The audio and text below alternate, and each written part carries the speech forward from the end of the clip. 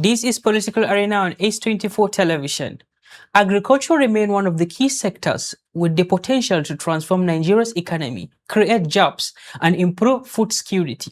With a large population of young people, the role of youth in driving innovation, adopting modern farming methods, and creating sustainable agricultural solutions has become increasingly important in our dear country, Nigeria.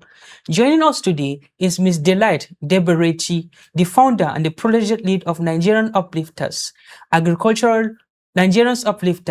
an advocate for youth empowerment, agricultural development, and improved livelihood. She will be sharing her insight on how politics and agriculture affect Nigerians.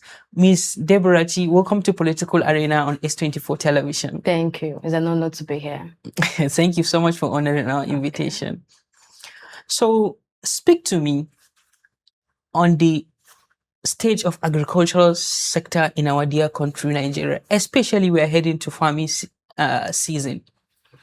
Okay, according to what is happening right now in Nigeria, the situation at hand, I think agriculture is way back. Before in 1990s, where agriculture was, how it was known, is our legacy. It's one of the things that make us to be in Nigeria. But considering how oil and politics have come into the sector today and make agriculture something that is no longer lucrative or attractive. Yeah, attractive to especially to youth and to us in Nigeria. Again, we have forgotten that agriculture is one of the things that make us, that feed us outside the politics. You know, politics and agriculture, they're different sectors. So politics is quite important and agriculture is very important. Politics is something that governs our nation and aspect of policy and power in our organization and other things. While agriculture is something that feeds us, something that makes us remain independent and know who we are, and make us remember our legacy, our forefathers, 90s. So according to how this agriculture have been really not really existing anymore. It's no longer joyful. The youths are running away from it. The politicians, the ones that is already in agriculture before, they're already now going back to politics, thinking that is the major source of the wealth. Yeah, source of the wealth. Forgetting that agriculture is the main oil well we have in Nigeria. And you know, when they call us giant of Africa, they didn't call us giant of Africa, Nigeria. They call it for a reason, because we feed the nation. Yes. So sorry to cut you. Okay.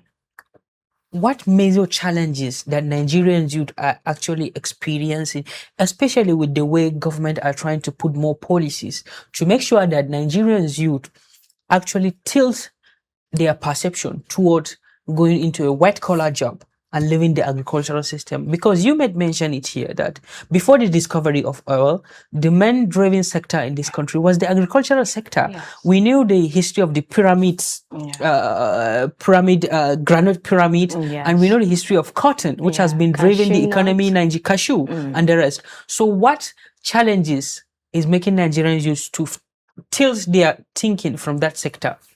Okay, that's a good question. The major point is that these days, most of our Nigerian youths, they are kind of seeing a government job neater, more confident and comfortable for them more than agriculture.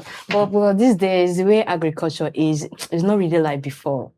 Because these days it look dirty, risky, poor, no money, no respect, those kind of energies it gives. Because there's no this good support. Because the government have shifted their way out of agriculture to politics. They're not really looking into agriculture anymore. And this particular thing makes youth, even the ones that's already grassroots farmer, they're still farming, is weakening them. It's not really giving them that motivation, that energy to continue.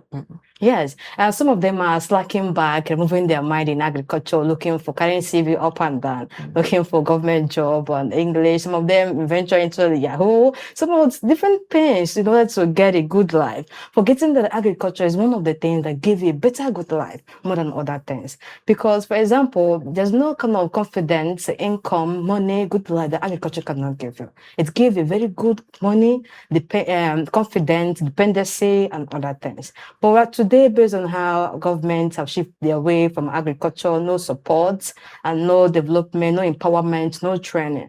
Because agriculture, if you must enjoy agriculture and farming, you need money, you need empowerment, you need training, you need tools and other things. But today in Nigeria, agriculture and most of the farmers don't really have this training. They don't have this backup. They don't have this support. They don't have input. They don't have nobody to back them. The government is not supporting. It's not assisting.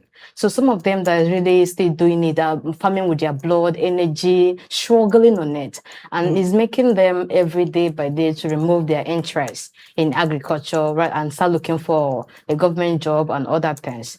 So if to me, if to say if Nigeria government and private sectors, organization like us, that's one of the major reasons I found this Nigeria Uplifter and this project ARP in order to help the youth and bring back our agriculture together, and most of the farmers empower them, train them, and give them a good tools things to make agriculture more suitable, joyful, and neat and good for them to see the potential and good part of agriculture. You know that, one thing about agriculture too at the same time, and I'm not blaming some of the people who have shifted away from it because of the stress, struggle, 90s is just this whole cutlass, the more old model. Speak to me on the, we have two types of farmers. Yes. We have the political farmers and we have the real farmers. Yes. And especially when it comes to distribution of fertilizers and some farming equipment, how do you think that government can come into the system in order to make sure that who they are collecting that equipment are actually the farmers, not the political farmers? How do you think that government can come up and address that effect? Okay, I think the best way governments can address this particular issue and this particular thing is to partner with private organization like us, like for my organization, because we also do some of those jobs. At times we do freely, we give farmers, we supply them with equipment, fertilizers, input, and other things. Because some of them that are also some of the real grassroots farmers, they need all of this. But that is what they call middlemen.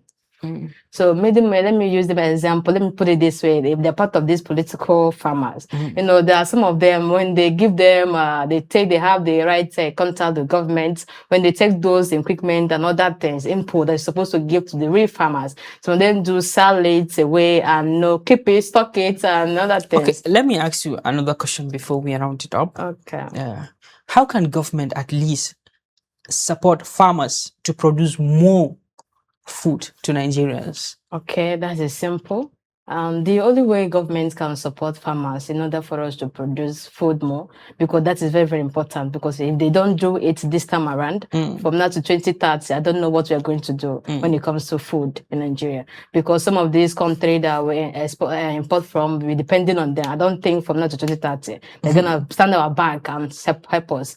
So government needs to stand by farmers.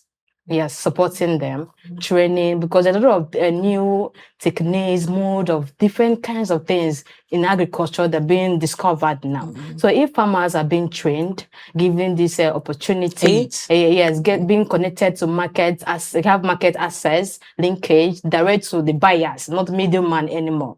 So I think that will help, and empowering them too, giving them obstacle and equipment, things to improve it and make it, making them to go to what they call the industrial commercial farming. So giving them that energy and that privilege and that support, it will make farmers to go back and produce very, very massive. Yeah. Okay, what should government do to make food more affordable to Nigerians? Because Nigerians are crying. Yes. The level of commodity is high. Exactly. So what should government do? Should government subsidize the agricultural input, or should government at least farm more? What should government do? I think government, we should farm more. Yes, we should go more deeper to agriculture. Yes, because you will not solve this problem. Neither politics will solve it. The only thing that will solve it is food, agriculture. And that is the only number one thing that can unite us, like all the whole crisis and other things happening in Nigeria. Insecurity is just a minus. Yes. And I will also call to Yeah. the government that the Yes. government should Yes. also ensure Yes. the lives of farmers is actually Yes, safe in this country. because that's if government come back to farmers and help them, back them, be their backbone. I'm telling you, some of these problems we have in Nigeria, we're not going to be having it, because a man who has enough to eat, enough in their pocket, enough in the table, I don't think I they have to have. cut you, but you have 1 second to speak to your fellow farmers out there ahead of 2027, ahead of the 2027 rainy Yeah. season. Okay, so my good people of Nigeria, the farmers out there, I really want to use the opportunity to encourage you to say, keep on your job and what you, because I know some of these farmers, agriculture is your hobby and passion. You know, farming is not just a career or something you just venture. It's a passion, something you love doing. Thank you so much. Just keep on if it's something you love, and try to be part of this my NGO and organization will Thank help you so and much. support. Thank you so much. Thank you. And that is what we have this afternoon on Political Arena. Stay tuned for our S24 Sahel Watch. Thank you and bye for now.